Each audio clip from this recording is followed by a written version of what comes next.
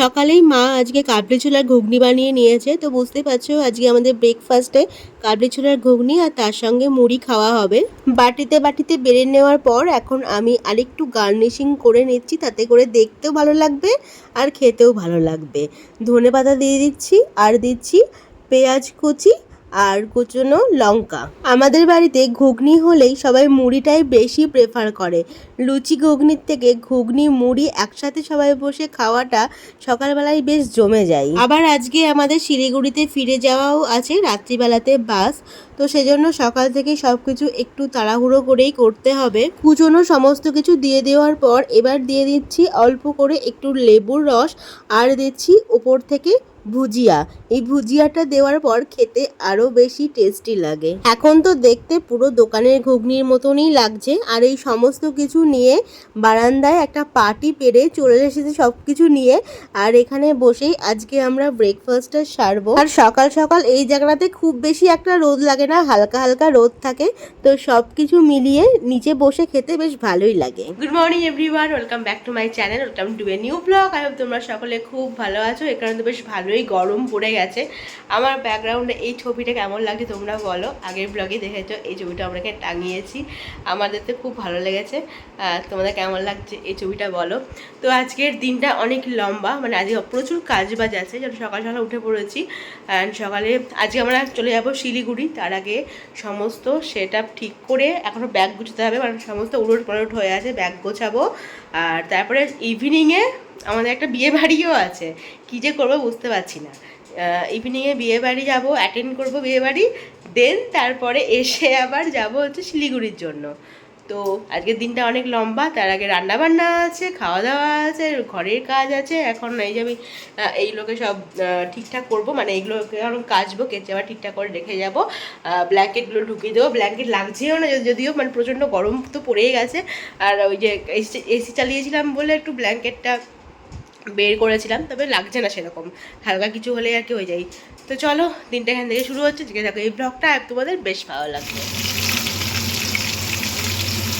ঘরের কাজ কমপ্লিট করে আমি এখন রান্নাঘরে চলে এসেছি, আর মাছটা এখন ভেজে নিচ্ছি। মা অলরেডি সবজি ডাল এগুলো তো বানিয়েই ফেলেছে, আর আমি বলেছিলাম যে মাছের ঝোলটা করব, আর তারপরে মাছের ডিমের বড়াটা ভেজে নেব।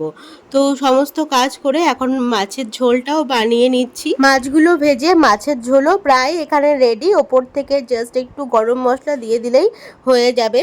আর তারপরেই মাছের ডিমের বড়াটাও ভাজতে বসিয়ে দিয়েছি, সমস্ত কিছু দিয়েই পেঁয়াজ লঙ্কা ধনেপাতা সমস্ত কিছু দিয়ে মাখা হয়েছে, গুঁড়ো মশলাও দেওয়া হয়েছে, কিন্তু আমাদের শ্বশুরবাড়িতে কোনো বেসন ইউজ করা হয় না।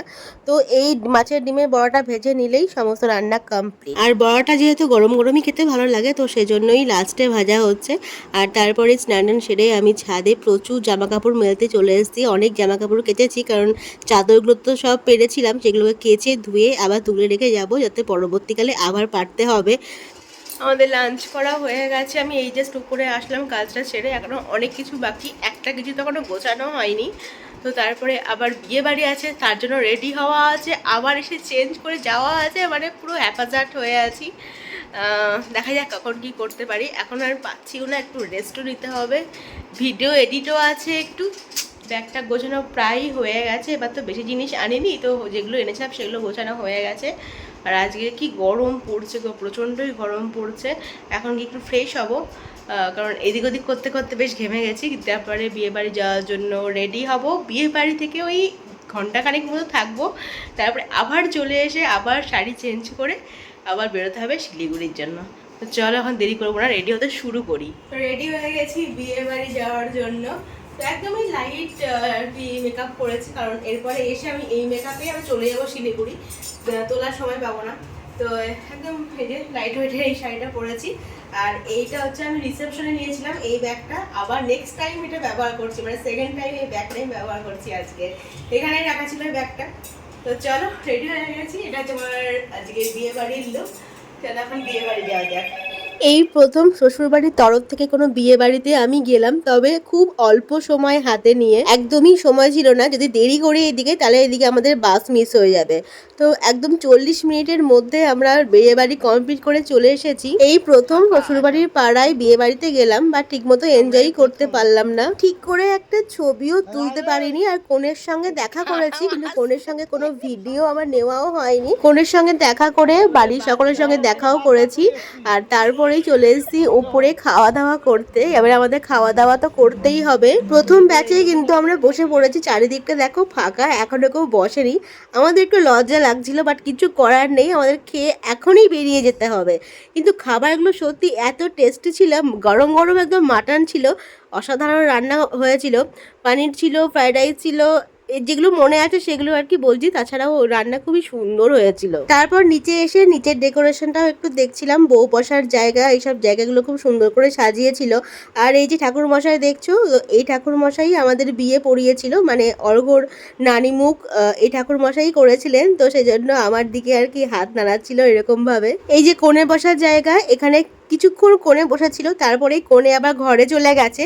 আর এখানেই আবার বর এসে বসবে, ইতিমধ্যে বরও চলে এসেছে শুনে নিয়েছি। এদিকে ও যাওয়ার জন্য তাড়া দিচ্ছিল, আমি দাঁড়াও, কোণের ভিডিওটা তো করতেই পারলাম না, একটু বরের ভিডিওটা করে নিই, বরকে দেখে নাও তোমরা। এই যে বর চলে এসেছে এখন। আমরা যেহেতু একটু আগেই চলে গেছিলাম, ওই 8:30 পৌনে 9টার দিকে, কারণ বাড়ি গিয়ে আবার একটু চেঞ্জ করে আবার একটু গুছিয়ে নিয়ে আমাদের বেরোতে হবে। তো সেজন্য পাড়ার আর কারোর সঙ্গে সেরকম দেখা সাক্ষাৎ হয়নি। আর বিয়ের লকডাউন নাকি তাড়াতাড়ি ছিল, তো সেই জন্য ঠাকুরমশাই বরকে বলছিল বিয়ের পিঁড়িতে তাড়াতাড়ি বসতে।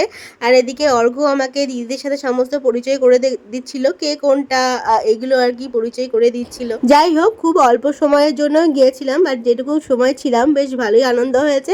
আর একটু থাকলে ভালো লাগতো, বাট কিছু করার নেই। আর আমাদের বাড়ি থেকে, মানে আমার শ্বশুর বাড়ির একদম কাছেই বিয়ে বাড়ি ছিল, তো সেজন্যই অ্যাটেন্ড করা সম্ভব হয়েছে, না হলে হয়তো হতো না। আর পাড়ার বিয়ে যেতেও হতো, বিয়ে বাড়ি থেকে বাড়ি চলে এসেছি। আর সেদিনকে প্রচণ্ড গরমও ছিল, আর শাড়িটা চেঞ্জ করে আমি কুর্তিটা পরে নিয়েছি। এভাবে শিলিগুড়ি চলে যাব, মেকআপ রিমুভ করবো না, কারণ একদমই সময় নেই। সমস্ত কিছু যা টুকিটাকি বাইরে ছিল সেগুলোকে গুছিয়ে নিয়েছি। আর বাবাও চলে এসেছে, বাবার গাড়িতে করেই আমরা আজকে বহরমপুর যাব। তো এখানে একদম রেডি। টাটা।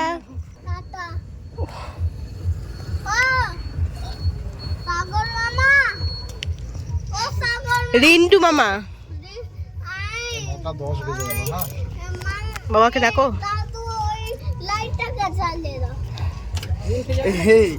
টাটা। বললো আমি ভোজ খেয়ে এসে ফোন করছি, তো ফোনই তো করো। সময় পাইনি, অনেক ঘোরা হুটো পাটা করে তাড়াতাড়ি করে করলাম। আমি এইখানেই বসে আছি।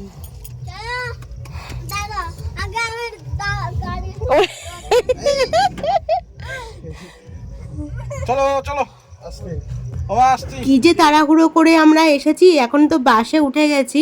মাত্র 5 মিনিট সময় আমাদের হাতে ছিল বাসে ওঠার জন্য। তো চলো যাওয়া যাক। Good afternoon everyone. এখন ঘড়িতে বাজে 3টে, আর এই জাস্ট আমি সমস্ত কাজ টাজ কমপ্লিট করে উঠলাম। আমরা শিলিগুড়িতে পৌঁছেছি ওই 6:30 নাগাদ, ঘরে এরকম পৌঁছেছি। তো এই জাস্ট আমার সমস্ত কাজ টাজ কমপ্লিট হলো, এসে ও চলে গেছে অফিসে, আর আমি সমস্ত ঘরটার পরিষ্কার করছিলাম। 10 দিন বাড়ি নেই, তাতেই অনেকটা নোংরা হয়ে গেছিলো ঘর। আর এই যে বেডশিট এখনও পাড়া হয়নি, খালি আছে, বেডশিট পারবো। আমি এই জাস্ট সমস্ত কাজ কমপ্লিট করে স্নান করে পুজো দিয়ে উঠলাম, এখনও খাওয়া দাওয়া কিছু হয়নি। এসে এত বাসন আবার সব ধুলাম, এই ধুয়ে সব এখানে শুকোতে দিয়েছি। কাপের যে আমার জায়গাটা থাকে একটা ঝুড়ির মধ্যে, আমি সব কাপগুলো রেখে দিই, সব কাপগুলোকে আবার ধুয়েছি। তারপরে তোমার রাত্রেও তো লাগবে চাকতা বেলা রুটি করতে, সেইগুলোকে সব ধুয়ে ঠিকঠাক করে রাখলাম। ব্যালকনিতে দেখো পুরো ভর্তি, আমার এক ফোঁটা জায়গা নেই, সমস্ত কেচে দিয়েছি। এই যে এইদিকে এই তারে ওই তারে চাদরগুলো সব কেচে দিয়েছি। এইটুকু জায়গার মধ্যে যে আমি কীভাবে ম্যানেজ করি মেলাটা, এখানে 2টো চাদর মেলেছি, এইভাবে ম্যানেজ করে অনেক কিছু কেচেছি। আজকে 2 বালতি জামা কাপড় কাচা হয়েছে। এসে দেখি কি গাছগুলো পুরো শুকিয়ে গেছিলো, যেহেতু কয়েকদিন জল পায়নি। ও যখন গিয়েছে তারপরে থেকে তো জল পায়নি, আর এখন তো রোদের তেজ ভালোই আছে। আবার সমস্ত গাছগুলোকে জল দিলাম, তারপরে দেখছি একটু আস্তে আস্তে পাতাগুলো আবার ঠিক হচ্ছে। তো আজকে রান্নাবান্না কিছু করতে পারিনি, এই যে সমস্ত দায়িত্বেরই কাজ করেছি সকাল থেকে। এখন আমার পায়ের তলা প্রচণ্ড ব্যথা করছে, আমি যে দাঁড়িয়ে রান্না করবো আবার সে ক্ষমতা আর নেই। তো এই যে আজকে জোম্যাটো থেকে খাবার অর্ডার করা হয়েছে, এখন আমি লাঞ্চ করব। আজকে একটা ফিশ থালি অর্ডার করেছিলাম, এটা যা কোয়ান্টিটি আছে দুজনে ভালো মতো হয়ে যাবে। তো এই যে দিয়েছে ভাত, অনেকটা ভাত, বাসমতি চালের ভাত, আর এগুলো সব তোমার ফয়েলে ছিল, আমি এই জাস্ট ঢাললাম এখনই। তো এখানে আছে 2 পিস মাছের ঝোল, এটা একটা সবজি, আমার মনে হয় এটা আলু মটরশুঁটি ফুলকপি দিয়ে একটা সবজি আছে, আলুটা যদিও বেশি এর মধ্যে। আর ডালটাও বেশ ভালোই লাগছে দেখতে, দেখো ঘরের মতনই লাগছে দেখতে। আর তার সাথে দিয়েছে পেঁয়াজ, চিপস, আর এটা হচ্ছে আলু মাখা। তো এই হচ্ছে আজকের লাঞ্চ। অনেকটা আছে, আমি এতটা খেতেও পারবো না, সব অল্প অল্প করে তুলে নিয়ে তারপরে খাবো। ও তার সাথে এটাও দিয়েছে, এই যে আচার। লাঞ্চ করা হয়ে গেছে, এদিকে বেডশিটও পেরে নিয়েছি। আর যে খাবারগুলো খুবই ভালো ছিল, আর একদম গরম গরম ছিল, পুরো মনে হচ্ছে না ঘরোয়া খাবারই মনে হচ্ছিল। লাঞ্চ কমপ্লিট হয়ে গেছে, এখন একটু রেস্ট করব। বৃষ্টি শুরু হয়ে গেছে, সকাল থেকে গরম গরম করছিল, এখন বেশ সুন্দর বৃষ্টি হচ্ছে। এদিকে আমি রাতের ডিনারও বানিয়ে ফেলেছি, এখানে করেছি ঘুগনি, করেছি কাবলি ছোলার ঘুগনি করেছি, ধনেপাতা ছড়িয়ে নিয়েছি লাস্টে, হয়ে গেছে। আর এখানে যে শসা কেটে নিয়েছি, আর এই যে এখানে রুটিও হয়ে গেছে। ভালো মেঘ ডাকছে এখানে, কেমন জোরে জোরে মেঘ ডাকছে, একদম পুরো বর্ষাকালের মতো বৃষ্টি শুরু হয়ে গেছে। মাঝে মধ্যে তো ভালো বিদ্যুৎও চমকাচ্ছে, গাছে আমার আবার ফুল নিতে শুরু করেছে। আর দেখো ফলগুলো এক একটা লালও হয়ে গেছে, দেখো কি সুন্দর লাগছে, এই ফলটা লাল হয়ে আছে। এই যে এটা একটা ফল আছে এখানে সবুজ, আর এটা পেকে গিয়ে লাল হয়ে গেছে।